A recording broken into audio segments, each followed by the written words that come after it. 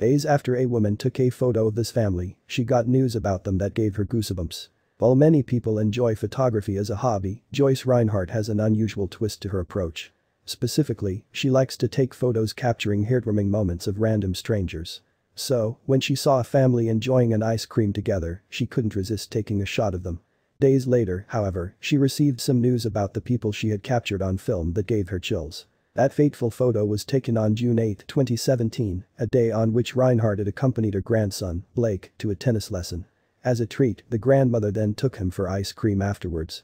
It was, for all it seems from the outside, and indeed for Rhinehart herself, a fairly ordinary Thursday. In particular, Rhinehart treated her grandson to a visit to Rita's Italian Ice, a decades-old water ice and ice cream parlor, originally founded by a Philadelphia firefighter wanting to earn extra income. Named after the firefighter's wife, Rita's is enjoyed by families in multiple locations all across the US. And when Rhinehart and her grandson had finished up their tasty treats, they naturally made their way to leave the parlor. As they headed outside, however, the grandma spotted another family enjoying some Rita's ice cream together. What she saw, moreover, warmed her heart. And in that moment, Rhinehart spotted the perfect opportunity to take one of her photos of random strangers. There was nothing remarkable or particularly outstanding about the family, however, they were simply sat on a bench outside the shop, eating ice cream cones. Something urged me to ask them if I could take their picture, which they did not hesitate to agree, Rhinehart would later explain in a Facebook post. Indeed, although the scene may have appeared an ordinary one to anyone else, what she had seen in that moment was something she felt should be cherished. Of course, this being the family's moment, Rhinehart wanted to share the resulting snap with them. As she described on Facebook, I took the picture and then handed my phone to the young daughter and told her to go ahead and text the picture to their cell phone. Then they went their separate ways. Rhinehart and Blake then set off for home and, on their way, Rhinehart explained to her grandson what she had done and why. She also revealed more about her hobby on Facebook, writing, "I have done this before when I see cute family moments of total strangers so they can have the memory. Usually, I do this on vacation. I know I'm weird. But for Rhinehart, it's just what she does." Indeed, she may not even have given the episode much further thought. The story, however, would continue, and this seemingly innocuous moment would become a greatly significant one for the family that Rhinehart photographed. On Father's Day, a couple of weeks after Rhinehart had taken the photo of the family at Rita's, she was sitting on her patio when suddenly she received a text message on her phone. It was from a number she didn't recognize, nonetheless, she read it. The message, as it transpired, was from the family whose picture Rhinehart had taken on June 8. They had some news that they felt compelled to share with the stranger who had taken the photo. And it was information that left Rhinehart stunned.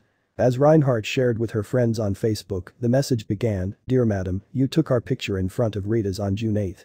But as the missive continued, it took an unexpected turn. And as Rhinehart read further, she began to get goosebumps. The message continued, "My wife has passed away yesterday, and this is the last picture we have together as a family. Please accept my deepest gratitude for your kindness, it means the world to me. Thank you from the bottom of my heart." Understandably, Rhinehart was shell-shocked. She was touched, however, by the message, and so responded. Indeed, she sent a few messages back and forth with the family, and in doing so, she found out some more about what had happened. Rhinehart learned that, despite her relaxed appearance in the photo, the man's wife had in fact been sick for about a year and had been unable to overcome her illness. What Rhinehart had captured that day, then, was actually one of the last happy days the family had spent together. As is often said, a picture can paint 1,000 words. What's more, in some circumstances, such as this one, they can be of immense comfort. After all, pictures can provide lasting memories of loved ones in their final days. And, well, there are other examples of similar situations to Rhinehart's, too. One such example occurred in September 2015.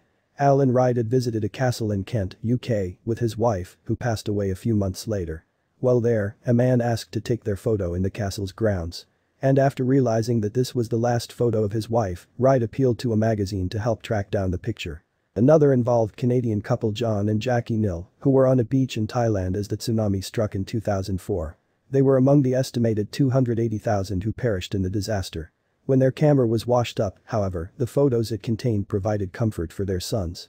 "This is more than we could ever have asked for," Patrick Nill told the Seattle Times back in 2005. "It's like being there with our parents and seeing what they were seeing in those final moments. So many people still have no answers. It has taken so much stress off me and my brothers. It's hard not knowing anything, and now we know." So, as Rhinehart has since noted, a simple act of kindness can sometimes mean more than you even realize. Indeed, as she would go on to write on Facebook, my heart is heavy for this sweet family I don't even know and the tremendous gift that was left to them because I listened to my gut that day. I'm in awe.